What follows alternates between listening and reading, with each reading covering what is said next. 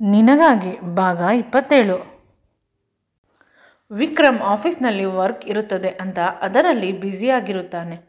ದಮಯಂತಿಯ ಬಗ್ಗೆ ಯೋಚಿಸುವುದನ್ನು ಬಿಟ್ಟು ಸ್ವಲ್ಪ ಹೊತ್ತಿಗೆ ಅವನಿಗೆ ಅವರ ಅಜ್ಜಿಯಿಂದ ಕಾಲ್ ಬರುತ್ತದೆ. ನಿನ್ನ ಅತ್ತೆ ಮಾವ ಇನ್ನು ಸ್ವಲ್ಪ ಸಮಯಕ್ಕೆ ಬರುತ್ತಾರೆ, ಬೇಗ ಮನೆಗೆ ಬಂದು ಬಿಡು ಅಂತ.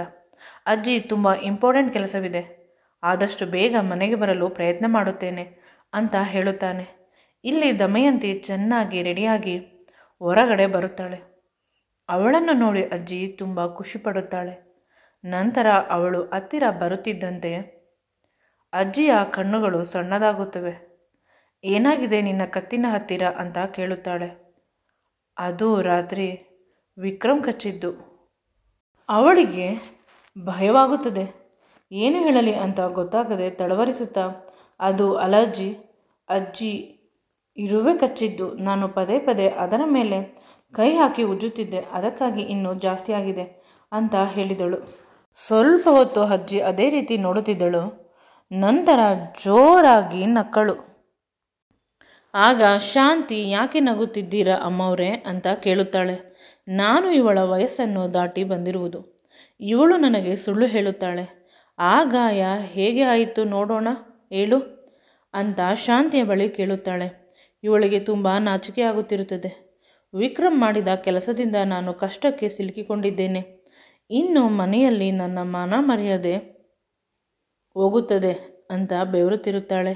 ಆಗ ಶಾಂತಿ ಹೇಳುತ್ತಾಳೆ, ಅದು ವಿಕ್ರಮ್ ಅಪ್ಪ ಅವರು ಕಚ್ಚಿರಬಹುದು ಅಲ್ವಾ ಅಂತ ಡೈರೆಕ್ಟಾಗಿ ಹೇಳಿದಾಗ ಅಜ್ಜಿಯ ನಗು ಇನ್ನೂ ಜಾಸ್ತಿ ಆಗುತ್ತದೆ. ದಮಯಂತಿಗೆ ಅಲ್ಲಿ ನಿಲ್ಲಲು ಸಾಧ್ಯವಾಗದೆ ಅಡಿಗೆ ಮನೆಗೆ ಹೊರಟು ಹೋಗುತ್ತಾಳೆ. ಸ್ವಲ್ಪ ಹೊತ್ತು ನಾಚಿಕೆಯಿಂದ ಇರುತ್ತಾಳೆ. ಅವಳ ಮುಖ ಸಂಪೂರ್ಣವಾಗಿ ಕೆಂಪಗೆ ಆಗಿರುತ್ತದೆ. ಅದರ ಜೊತೆಗೆ ಮನಸ್ಸಿನಲ್ಲಿ ಒಂದು ರೀತಿ ಖುಷಿ ಇರುತ್ತದೆ. ಪುನಃ ಪುನಃ ಆ ಗಾಯವನ್ನು ನೋಡಿಕೊಳ್ಳುತ್ತಿರುತ್ತಾಳೆ. ಸ್ವಲ್ಪ ಹೊತ್ತಿಗೆ ಶಾಂತಿ ಬಂದು ಯಾವುದೋ ಕ್ರೀಮನ್ನು ಆ ಗಾಯದ ಮೇಲೆ ಹಾಕುತ್ತಾಳೆ. ಈಗ ಗಾಯ ಕಾಣುವುದಿಲ್ಲ. ದಮಯಂತಿಗೆ ಮುಜುಗರವಾಗುತ್ತದೆ ಈ ಪರಿಸ್ಥಿತಿಯನ್ನು ನೆನೆದು. ನಂತರ ಶಾಂತಿ ಹೇಳುತ್ತಾಳೆ, ಈ ಎಲ್ಲ ಪರಿಸ್ಥಿತಿಯನ್ನು ಎಲ್ಲರೂ ದಾಟಿ ಬಂದಿರುತ್ತಾರೆ. ನೀವೇನು ಇದರಿಂದ ಬೇಸರ ಮಾಡಿಕೊಳ್ಳಬೇಡಿ. ಅಡುಗೆ ಏನೇನು ಮಾಡಬೇಕು ಹೇಳಿ. ನಿಮ್ಮ ಚಿಕ್ಕಪ್ಪನಿಗೆ ಏನು ಇಷ್ಟ? ಒಬ್ಬಟ್ಟು ಆಗಿದೆ, 2 ರೀತಿ ಪಲ್ಯ ಆಗಿದೆ, ಅನ್ನ ಸಾಂಬಾರು ಕೂಡ ಆಗಿದೆ.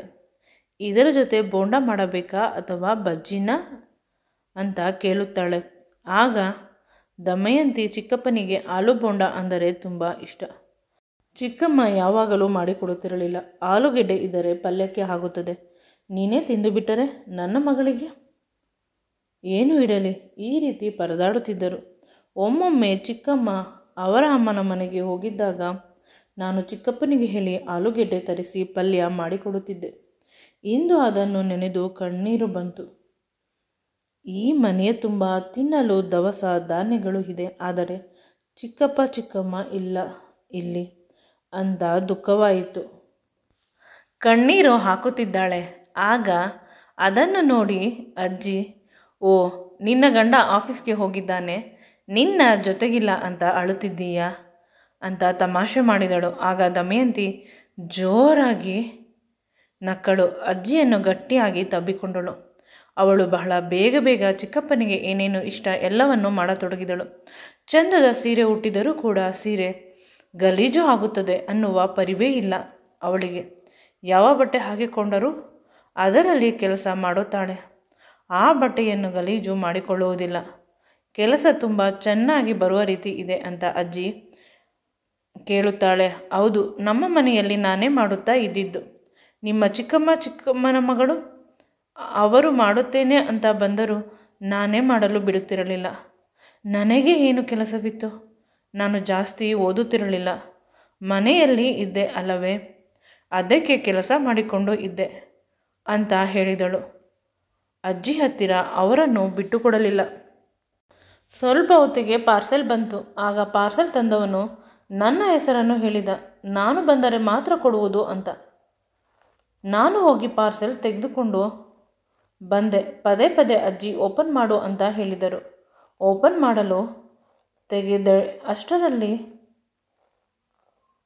ನನಗೆ ಅನಿಸುತ್ತಿತ್ತು ವಿಕ್ರಮ್ ಏನಾದರೂ ಗಲೀಜು ಆಗಿರುವುದನ್ನು ಕಳಿಸಿದ್ದರೆ ಇವರ ಎದುರಿಗೆ ಪುನಃ ನನ್ನ ಮನ ಮರ್ಯಾದೆ ಹೋಗುತ್ತದೆ. ಬೆಳಿಗ್ಗೆ ಅವರು ಕಚ್ಚಿದ್ದಕ್ಕೆ ಹೋಯಿತು ಅಂತ ಅದನ್ನು ತೆಗೆದುಕೊಂಡು ರೂಮಿಗೆ ಓಡಿ ಹೋದೆ. ಅಜ್ಜಿ ಮತ್ತು ಶಾಂತಿ ಒಬ್ಬರ ಮುಖವನ್ನು ಒಬ್ಬರು ನೋಡಿಕೊಂಡರು.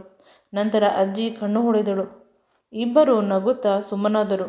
ಅಷ್ಟರಲ್ಲಿ ಸೂರ್ಯ ಬಂದು, ಅಮ್ಮ, ಇವತ್ತು ತುಂಬ ನಗುತ್ತಿದ್ದೀಯಾ? ಏನು ವಿಷಯ ಅಂತ ಕೇಳಿದ. ಏನೋ ಹೇಳಲು ಹೋದಳು. ಅಷ್ಟರಲ್ಲಿ ಶಾಂತಿ, ದಮಯಂತಿ ಅಮ್ಮ ಅವರು ಅಜ್ಜಿಗೆ ಇಷ್ಟವಾದ ಅಡಿಗೆಯನ್ನು ಮಾಡಿದ್ದಾರೆ. ಅದಕ್ಕೆ ಅವರು ನನ್ನ ಸೊಸೆ ನನ್ನನ್ನು ತುಂಬ ಚೆನ್ನಾಗಿ ನೋಡಿಕೊಳ್ಳುತ್ತಾಳೆ ಅಂತ ನಗುತ್ತಿದ್ದಾರೆ. ಆ ಬಾಕ್ಸ್ ಒಳಗಡೆ ಏನಿತ್ತು ಅನ್ನುವ ಕುತೂಹಲ, ಏಕೆಂದರೆ ಜೀವನದಲ್ಲಿ ಮೊದಲ ಬಾರಿ ನನಗೆ ಅಂತ ಒಬ್ಬರು ಒಂದು ಗಿಫ್ಟನ್ನು ಕಳಿಸಿರುವುದು. ನಾನು ಎಂದೂ ಕೂಡ ಇಷ್ಟು ಚಂದದ ಗಿಫ್ಟ್ಗಳನ್ನು ನೋಡಿರಲಿಲ್ಲ. ಈ ಮನೆಯಲ್ಲಿ ಇರುವುದೇ ಒಮ್ಮೊಮ್ಮೆ ನನ್ನ ಅದೃಷ್ಟ ಅಂತ ಅಂದುಕೊಳ್ಳುತ್ತೇನೆ. ನಿಧಾನವಾಗಿ ಓಪನ್ ಮಾಡಿದೆ. ಅದರಲ್ಲಿ ಫೋನ್ ಇತ್ತು, ಪತ್ರವಿತ್ತು. ಈ ಫೋನನ್ನು ಆನ್ ಮಾಡು, ಚಾರ್ಜ್ ಆಗಿದೆ. ಮೊದಲ ಕಾಲ್ ನನಗೆ ಬರಬೇಕು ಅಂತ ಅನಿಸುತ್ತಿದೆ. ನಾನು ನಿನ್ನನ್ನು ತುಂಬ ಮಿಸ್ ಮಾಡಿಕೊಳ್ಳುತ್ತಿದ್ದೇನೆ.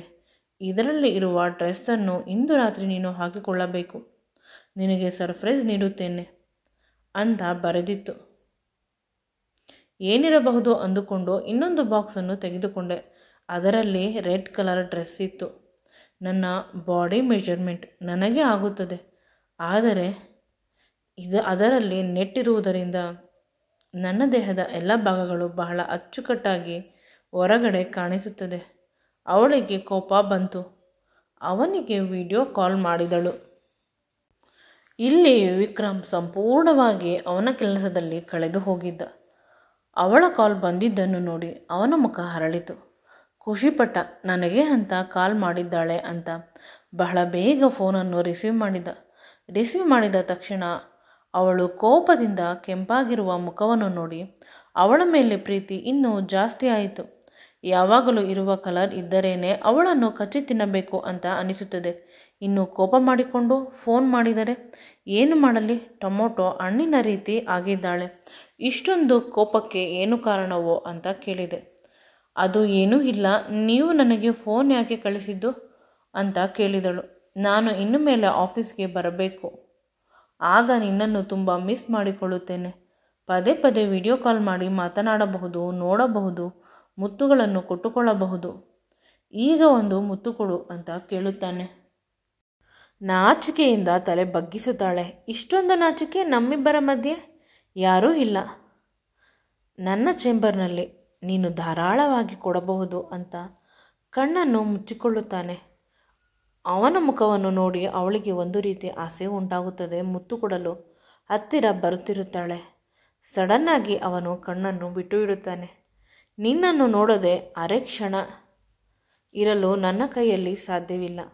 ನೀನು ನನ್ನ ಜೊತೆ ಆಫೀಸ್ಗೆ ಬಂದುಬಿಡು, ನನ್ನ ಸೆಕ್ರೆಟರಿ ಆಗಿಬಿಡು ಅಂತ ಹೇಳುತ್ತಾನೆ. ಪ್ರತಿ ಕ್ಷಣ ನಿನ್ನನ್ನು ನೋಡುತ್ತಾ ಕುಳಿತಿರಬಹುದು. ಆಫೀಸ್ ಕೆಲಸದ ಜೊತೆ ನನ್ನ ದೇವತೆಯನ್ನು ಆರಾಧಿಸಬಹುದು ಅಂತ ವಿರಹ ಪ್ರೇಮಿಯ ರೀತಿ ಕೇಳಿದ. ಆಗ ಅವಳು, ಆಸೆ ಇರಬೇಕು, ದುರಾಸೆ ಇರಬಾರದು. ನೀವು ಕಾಲ್ ಮಾಡಿದ್ದು ಏಕೆ ಹೇಳಿ ಅಂತ ಹೇಳಿದಳು. ಆಗ ಅವನು, ನಾನಲ್ಲ, ನೀನು ಕಾಲ್ ಮಾಡಿದ್ದು ಅಲ್ಲವೇ? ಅದರಲ್ಲಿ ಒಂದು ಪತ್ರವನ್ನು ಕಳಿಸಿದ್ದೀರಿ ಅಂದಾಗ ವಿಕ್ರಮ್, ಹೌದಾ, ನಾನು ಪತ್ರ ಕಳಿಸಿದ್ದೀನ? ತೋರಿಸು ಒಮ್ಮೆ ಅಂತ ಕೇಳುತ್ತಾನೆ. ಹೌದು, ನಾನೇ ಕಳಿಸಿದ್ದು. ಏನಿವಾಗ? ನನ್ನ ಪ್ರೀತಿಯ ಹೆಂಡತಿಗೆ ನಾನಲ್ಲದೆ ಇನ್ಯಾರು ಕಳಿಸುತ್ತಾರೆ? ಪಕ್ಕದ ಮನೆಯವರು ಕಳಿಸುತ್ತಾರಾ ಅಂತ ಕೇಳಿದೆ. ಇವಳಿಗೆ ಕೋಪ ಬಂತು. ಸರಿ, ಫೋನ್ ಬಗ್ಗೆ ಹೇಳಿದೆ, ಇನ್ನೊಂದು ಗಿಫ್ಟ್ ಕಳಿಸಿದ್ದೆ, ಅದರ ಬಗ್ಗೆ ಹೇಳೇ ಇಲ್ಲ. ಅದನ್ನು ಹಾಕಿಕೊಂಡು ಒಮ್ಮೆ ತೋರಿಸು ಅಂತ ಬಲವಂತ ಮಾಡುತ್ತಾನೆ. ಆಗ ಅವಳು ಕೋಪದಿಂದ, ವಿಡಿಯೋ ಕಾಲ? ಮನೆಗೆ ಬಂದ ಮೇಲೂ ಕೂಡ ನಾನು ಆ ರೀತಿಯ ಬಟ್ಟೆ ಹಾಕುವುದಿಲ್ಲ, ನಾವು ಮರ್ಯಾದಸ್ಥರು ಅಂತ ಹೇಳಿದಾಗ ವಿಕ್ರಮ್ ಸಣ್ಣದಾಗಿ ನಗಲು ಶುರು ಮಾಡಿದ. ಏಕೆ ನಗುತ್ತಿದ್ದೀರಾ ನನ್ನ ಮಾತಿಗೆ ಅಂತ ಇವಳು ಪ್ರಶ್ನೆ ಮಾಡುತ್ತಾಳೆ. ನಿನ್ನ ಅಪ್ಪ ಅಮ್ಮ ನಾಚಿಕೆ ಇಟ್ಟುಕೊಂಡಿದ್ದರೆ ನೀನು ಹೇಗೆ ಹುಡುತ್ತಿದ್ದೆ? ನಿನ್ನ ಅಪ್ಪ ನಾಚಿಕೆ ಬಿಟ್ಟಿದ್ದಕ್ಕೆ ನೀನು ಹುಟ್ಟಿದ್ದು, ನನಗೆ ಸಿಕ್ಕಿದ್ದು. ಈಗ ನನಗೆ ಅದೆಲ್ಲ ಗೊತ್ತಿಲ್ಲ. ಆ ಡ್ರೆಸ್ಸನ್ನು ಹಾಕಿ ತೋರಿಸು ಅಂತ ಪದೇ ಪದೇ ಹಠ ಮಾಡಿದ. ಆಗ ಅವಳು ತೋರಿಸುವುದಿಲ್ಲ ಅಂತ ಫೋನ್ ಕಟ್ ಮಾಡಲು ಹೋದಳು. ಅಕಸ್ಮಾತ್ ಕಟ್ ಮಾಡಿದರೆ ಇಂದು ನಿನ್ನ ಚಿಕ್ಕಪ್ಪ ನಿನ್ನನ್ನು ನೋಡಲು ಮನೆಗೆ ಬರುವುದಿಲ್ಲ ಅಂತ ಹೇಳಿದ. ನನಗೆ ಸೀರೆ ತೆಗೆದರೆ ಪುನಃ ಅಷ್ಟು ನೀಟಾಗಿ ಸೀರೆ ಉಡಲು ಬರುವುದಿಲ್ಲ. ಶಾಂತಿ ಆಂಟಿ ಸೀರೆ ಉಡಿಸಿರುವುದು. ಪ್ಲೀಸ್ ಅರ್ಥ ಮಾಡಿಕೊಳ್ಳಿ. ಮಕ್ಕಳ ರೀತಿ ಆಟ ಆಡಬೇಡಿ. ನಾನು ಈಗ ಸೀರೆ ಬಿಚ್ಚಿದರೆ ಆ ಬಟ್ಟೆ ಹಾಕಿ ನಿಮಗೆ ತೋರಿಸಬಹುದು. ಆದರೆ ಪುನಃ ನನಗೆ ಸೀರೆ ಹಾಕಿಕೊಳ್ಳುವುದು ಕಷ್ಟ. ಇಂದು ಅಡಿಗೆ ಮನೆಯಲ್ಲಿ ತುಂಬ ಕೆಲಸವಿದೆ ಅಂತ ಬಾಯಿ ತಪ್ಪಿ ಹೇಳಿದಳು. ಆಗ ಅವನು ಕೋಪದಿಂದ, ನೀನು ಏಕೆ ಅಡಿಗೆ ಮನೆಗೆ ಹೋಗುತ್ತೀಯಾ? ಕೆಲಸದವರು ಇರಬೇಕಾದಾಗ? ನನ್ನ ಹೆಂಡತಿ ರಾಣಿಯ ರೀತಿ ಕುಳಿತುಕೊಳ್ಳಬೇಕು. ಮನೆಯಲ್ಲಿ ಡಿಸಿಪ್ಲಿನ್ ಸ್ವಲ್ಪವೂ ಇಲ್ಲ. ಎಲ್ಲರಿಗೂ ಒಂದು ತಿಂಗಳ ಪೇಮೆಂಟ್ ಕಟ್ ಮಾಡುತ್ತೇನೆ. ಎಷ್ಟು ಧೈರ್ಯ? ನಿನ್ನ ಕೈಯಲ್ಲಿ ಅಡುಗೆ ಮಾಡಿಸುತ್ತಾರೆ ಅಂತ ಕೋಪಗೊಂಡ. ಆಗ ಅವರ್ಯಾರೂ ಮಾಡಿಸುತ್ತಿಲ್ಲ. ನನಗೆ ಇಷ್ಟ ಅಡುಗೆ ಮಾಡುವುದು, ಬಡಿಸುವುದು. ಅದೆಲ್ಲ ನನಗೆ ಬರುತ್ತದೆ. ಚಿಕ್ಕಪ್ಪನಿಗೆ ಏನೇನು ಇಷ್ಟ ಎಲ್ಲ ಅಡುಗೆ ಮಾಡುತ್ತಿದ್ದೆ ಅಂತ ಅವಳು ಹೇಳಿದಾಗ ಅವನು ಸ್ವಲ್ಪ ಶಾಂತವಾದ. ಸ್ವಲ್ಪ ಹೊತ್ತು ಮೌನವಾದರೂ ಆಗ ಅವನು ಕೊನೆ ಪಕ್ಷ ಮುತ್ತನ್ನಾದರೂ ಕೊಡು. ಆಗ ಅವಳು ತಲೆ ಬಗ್ಗಿಸಿದಳು. ನನಗೆ ಪದೇ ಪದೇ ಈ ಕಷ್ಟ ಏಕೆ ಕೊಡುತ್ತಿದ್ದೀರಾ? ಧರ್ಮ ಸಂಕಟ ಇವೆಲ್ಲ. ನಿಮಗೆ ನನ್ನ ಮೇಲೆ ಯಾವ ಭಾವನೆ ಇದೆಯೋ ತಿಳಿದಿಲ್ಲ. ಆದರೆ ನನಗೆ ನಿಮ್ಮ ಮೇಲೆ ಆ ರೀತಿಯ ಭಾವನೆಗಳು ಇಲ್ಲ. ಪದೇ ಪದೇ ನನ್ನನ್ನು ಕಷ್ಟಕ್ಕೆ ಸಿಲುಕಿಸಬೇಡಿ ಅಂತ ಬೇಸರ ಮಾಡಿಕೊಳ್ಳುತ್ತಾಳೆ. ಆಗ ಅವನು, ನಿನ್ನ ಮಾತಿನಲ್ಲೇ ಉತ್ತರವಿದೆ. ನಿನಗೆ ನನ್ನ ಮೇಲೆ ಭಾವನೆಗಳಿಲ್ಲ, ಆದರೆ ನನಗೆ ನಿನ್ನ ಮೇಲೆ ಭಾವನೆಗಳಿವೆ. ಅದರ ಅರ್ಥ ನೀನು ಕೊಟ್ಟಿಲ್ಲವಾದರೂ ನಾನು ನಿನಗೆ ಕೊಡಬಹುದು. ಆದರೆ ಒಂದೇ ಒಂದು ಕಂಡೀಷನ್, ನೀನು ಕಣ್ಣು ಮುಚ್ಚಬಾರದು, ಕಣ್ಣು ಬಿಟ್ಟಿರಬೇಕು ಅಂತ ಹೇಳಿದ. ವಿಧಿಯಿಲ್ಲದೆ ಅವಳು ಒಪ್ಪಬೇಕಾಗಿತ್ತು. ಚಿಕ್ಕಪ್ಪನಿಗಾಗಿ ಕಣ್ಣನ್ನು ತೆಗೆದುಕೊಂಡಿದ್ದಳು. ಅವನ ತುಟಿಗಳನ್ನು ಅವಳ ತುಟಿಗಳ ಹತ್ತಿರ ತಂದು ಮುತ್ತು ಕೊಟ್ಟ. ವಿಡಿಯೋ ಕಾಲ್ನಲ್ಲೇ. ಅವಳಿಗೆ ನಾಚಿಕೆ ಆಯಿತು.